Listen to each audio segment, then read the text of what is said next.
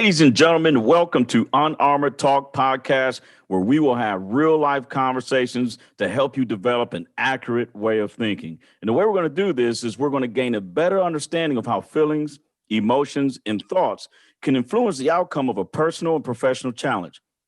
I'm your host, Mario P. Fields, and today's guest is founder and CEO of Project K9 Hero, Jason Johnson. Jason, thanks for coming on the show, man. And please tell the listeners and viewers a little bit about yourself. Well, thank you for having me, Mario. It's a pleasure to be here. Again, my name is Jason. I'm from Hadley, Michigan. It's a small town, and I knew my whole life I wanted to be a soldier. I knew when I was a kid, my grandfathers were war heroes in the Korean War and World War II, that I wanted to grow up and serve my country. So I focused on that until I got into high school. And in 93, I joined the Army and become a United States Army military police officer. And that's when I learned about the dog program. I didn't even know there was a dog program. I didn't even know there were police dogs, because where I grew up, there were no police canines, no military working dogs. And I thought to myself, now that's the career that I want to do. So, I spent my 5 years in the military, and I got out and went right into civilian police up in Tacoma, Washington. And I started focusing on what I could do to become a police canine handler, and started putting on the bite suit and coring and taking bites and doing everything I could. And went over to Yakima, Washington. I became their first narcotics handler, got on the SWAT team, did a bunch of great things over there until about 33 years old. I was like, I think I've done everything I can do here. What am I going to do? Right. I got an opportunity to go to Iraq with Blackwater Canine and be an explosive detection canine handler for the U.S. ambassador on down, doing high-level meetings, making sure they're clear of explosives before they met. Wow. Did a few years there in Iraq, went over to Afghanistan, worked for the ambassador over there, Ambassador Eikenberry, and did all kinds of stuff from the elections to, stuff with different generals and high-level meetings, until I got an opportunity to go to ATF back in D.C. and become an instructor, where I taught over 2,000 canine teams with FBI, CIA, U.S. Marshals, National Geospatial, state and local police. And I got a chance to work with the military working dog program out in Yuma, Arizona, when I was with them over there, and actually help with their homemade explosive training before they deployed overseas in Iraq and Afghanistan. So it was a way for me to give back, work with all those teams and help them save American lives. And, after that, I went to Homeland Security, and I had this job where I was like a field canine coordinator, like a program manager, right, where the dogs you see in the airport, where they're screening passengers. And that's when I really started seeing that when they retire, they weren't really getting any help in their retirement with medical care. So I started this organization called Project K9 Hero, which is a national nonprofit now, and it's to give back to those military working dogs, those police canines, to make sure they get medical care, food, and death benefit assistance once they leave service. Well, since you mentioned it, and I mentioned it at the introduction, before we jump into that topic, you're from Michigan, so I have to ask, because I'm from Michigan. Are you a Wolverine fan or a Spartan fan? Well, I definitely grew up a Wolverine fan. And, like I said, once I left for the Army, I started living overseas in Germany and all different kinds of places. And I just kind of learned that I just root for all my teams back home, because you just want to see a team from back home win. I've never really moved back, for any length of time. So now who do you root for, by the way? Yeah, I was hoping you didn't ask, but this is Unarmored Talk, right? I'm a Wolverine fan, man. So I'm a Wolverine fan since it's been a rough couple years. It's been some rough years in football. Well, let's jump right into the topic. You have an impressive career. I'm assuming that you're getting paid pretty good working for the government, but you got this burning passion in your heart that you have a bigger purpose on this earth. So you, from my understanding, you leave your well-paid jobs to start up a nonprofit. Walk us through that. Yeah, it was actually really scary, to be honest with you, because here I am making, six figures over the last 10 years. You got guaranteed retirement, time off, matching deferred comp, all that stuff. And here I am looking to walk away to follow my passion to take care of retired police canines and military working dogs. So, it wasn't an easy decision, but, we only live one time. And I really felt that I was in a position at that point in my career to really change the world. And that's what I was meant to do. Man, that is amazing. And that's courageous. I mean, a lot of people, I believe, they want to do different things, but it's either their feelings, emotions, or maybe lack of thought that prevents them from achieving, what you've done. You mentioned you were afraid. What were you afraid of? Because I know I got a lot of fears, man. But what were you afraid of? Well, I mean, first of all, you're afraid of failure. You're Yeah. afraid of going out there, and are you going to have enough money to pay your bills? Are you going to have enough money to eat? Are you going to absolutely fall on your face? Because in the nonprofit world, nothing's guaranteed. When you're a government employee, or even when you're in the military, if you show up at work, that paycheck's coming. Right. It's going to come. Well, in the nonprofit world, if you don't go out there and earn it, if you don't go out there every day and hustle and make your plans and see them through, nobody's giving you anything. Wow. Well, and when you started it, I'm assuming there was no money in the bank. That's right. I had to start a bank account. I put $500 in my own pocket to make that first donation. It was March of 2016. I was still in the government. We're doing really well. And I thought, I got to get this thing going, and I stayed in the government till January 17. And at that time, we did about $50,000 that first year. And I was like, we're never going to get this off the ground the way I want to do it. Right. As long as I'm a government employee, because you're only giving it part-time of your heart. Right. I said, we need to do this full-time. We need to give it the full passion it deserves. January 17, I made the courageous decision to just actually not early retire, just leave, just quit the government and say, you know what? I'm going to give this thing, Project Canyon Hero, all my heart, all my attention, and I'm going to take it to the level I think it needs to go. Wow. And that's just amazing, Jason, how you highlighted how you made the decision to take your efforts towards something different. And which I believe that is tough to do. And so how many people, when you gave your letter of resignation or whatever, and how many people ask you, why are you leaving? What are you going to do next? And then when you told them, they kind of looked at you like, that's crazy. Yeah. A lot of them just thought I was crazy, that I had totally lost my mind. They're like, here, even my parents, right? You got a great job. You got retirement, just wait another so many years till you get there. I was like, no, I'm not going to wait. Right. The dogs need my help now. Nobody's out there paying medical bills for retired police canines and military working dogs the way I want to do it. And they're serving our country. We're training them. We're using them. They're saving American lives. They're saving Marines. They're saving soldiers. They're saving the American public. And I want to make sure that they have a voice. And I felt in my first 24 years of my career that I had worked hard enough to be that voice.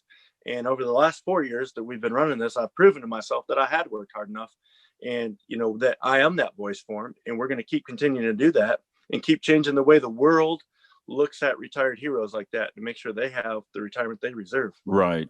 And again, that's another challenge that I think a lot of people don't think about is you have this, you make a decision and you expect that, close family members, relatives, parents, they'll all have, cheer for you. And then they all look at you like, well, that's stupid in a nutshell. And so let's speed up to 2020. Tell us a little bit about some of the progression of Project K9 Hero that started from $500 out of Jason's pocket with fear and anxiety and some discouragement to now today. What's going on? Well, at 17, I put my full effort into it. I was still a volunteer employee working as a subject matter expert for K9 units, where I could on a contract. And we made $500,000. In 2018, we took that to just over 1 million. Last year in 2019, we took it just over 2 million. And we get into 2020, which I know has been a tough year for everybody. I had all these plans to start our national headquarters, do our rehab rehoming facility out of property in Tennessee. Right. And bam, COVID hit. And all these meetings that I'd worked so hard to line up with these big corporations who I'm thinking I'm going to get corporate sponsors. We're going to put their name on the building. This thing is going up this year and we're rocking and rolling. We absolutely hit a brick wall because you can't do what we do in a nonprofit if you can't show up and be there in person. Right. So the pandemic kind of threw a barrier in there that wasn't in the business plan. Absolutely. And it caused me a lot of grief because here I was with all these things lined up, just like everybody else with their business. And now I'm being told, hey, that meeting's canceled. That meeting's canceled. Now you can't travel. Now you can't take this trip. And so I'm sitting at home we have 100 dogs in our program. Wow. We have 2 full-time employees and a bunch of contractors. And I'm thinking, I got a whole salary of staff, we need to keep paying. I don't want to lay anybody off. Right. We've built this thing up. We've already committed to these dogs that we're going to pay their medical bills, and those bills don't go away. I can't stop when they go in for the veterinarian for prescription medication, surgeries, emergencies happen. So we had to sit back, and I had to rethink, okay, how are we going to raise money? How are we going to keep this project going where everyone's going to get paid? No one's going to get laid off. Right. We're not going to cut, but we're not going to kick dogs out of the program. Yet we're still going to grow our membership just like the way we said we're going to do. And that takes some real evaluating. That takes some real out of the box thinking, Yeah. Yeah. And key word, you said thinking, and that's part of the podcast is applying some thought. And so if you can, what was your thought process? Our guys say you got some anxiety, you got some fear, pandemic is it, that's going to impact resources. I can't meet with these potential corporate sponsors. So how did you bundle all of those feelings and emotions and then apply thought to continue to keep project, K9 Hero, up and running? Yeah. Well, I mean, at first you're overcome with a little bit of fear because you're like, hey, we've just spent 4 years, kicking butt and doing everything we wanted to do. And we had no brick walls whatsoever. And then soon as probably about March of this year, 2020 comes around, we're hitting brick walls and I'm no longer able to raise money the way we've been raising it. Wow. So I had a little fear come over me. I was scared that, because just last year I started taking a salary once we went over $1 million. Right. The first 3 years I volunteered, and now this is my livelihood. This is how we pay our bills. Yeah. This is how our employees who've quit their other jobs, who believed in our mission, believed in me, believed in what we're doing, quit their jobs to come work for us. I'm worried that are we going to be able to make sure we keep paying them? So I had to really sit back, reevaluate, and look at how we're going after donors. I looked at our direct mail program. We started doing a lot more in-house direct mailing. Since we couldn't do the in-person events, you look at how you can start doing virtual events. You look at how you can get other ways to get your message out there through video, podcasts, being on a show like this, and telling people what Project K9 Hero is all about. Yeah, and so you decided, you said, you know what, I'm not going to lay down in the pasture like sheep. I'm going to be the sheepdog and continue to run around. You got to, because you got to take all that fear and you got to turn that fear into energy. You got to look at all the anxiety you're getting and say, you know what, I'm not going to let this overtake me. I'm not going to let this, even though we watched a lot of businesses crumble and we watched a lot of nonprofits crumble in this last year, we all have in 2020. I looked at it this way. I said, we have to look at what we're doing. We got to do it better. And we got to make sure that we're taking care of all of our people. We're taking care of all of our dogs, and we're still meeting our goals that we set out we're going to meet. And that's exactly what we did. Well, Jason, I tell you, I'm impressed. I mean, I've known you for a few months now, and then I have watched you and your organization grow just from my vantage point. And it's just, thank you for just being passionate about following your purpose and having the courage to do it. Is there anything you want to leave our listeners and viewers with, my friend? I sure do. I mean, I just want to say, no matter where you come from, regardless of where you started and how you got there, one of my dogs, Flash, had taught me that you can accomplish anything in the world as long as you're willing to work hard enough to earn it. I think that's the key. Get out there, work hard. Don't let anybody hold you back. Don't let a global pandemic hold you back. Don't let who's elected in office hold you back. Don't let anything hold you back but yourself. You're your biggest enemy. You're the only one that can stop you from achieving your goals. And I think that's the message that, we can all learn from. Other than that, I want to appreciate for you, looking out for guys like me, small nonprofit owners trying to make a difference out in the world. But people can check us out at projectk9hero.org. Follow us on Facebook, Instagram, Twitter at Project K9 Hero. We're putting out all kinds of content all the time, and, get a hold of us and let us know how we can help you get where you're going in life and vice versa, because that's what we're all here to do. We're all here to help each other. No, I like it, man. And hey, happy early Veterans Day. Thank you for not only just serving in the Army, but continuing service to protect our nation. And ladies and gentlemen, Project K9 Hero, you can put it in your favorite search engine. Jason and his team are doing wonderful things. for a very vital part of our national security, and that's the K9s doing great things. Until next time, I'll see you all later.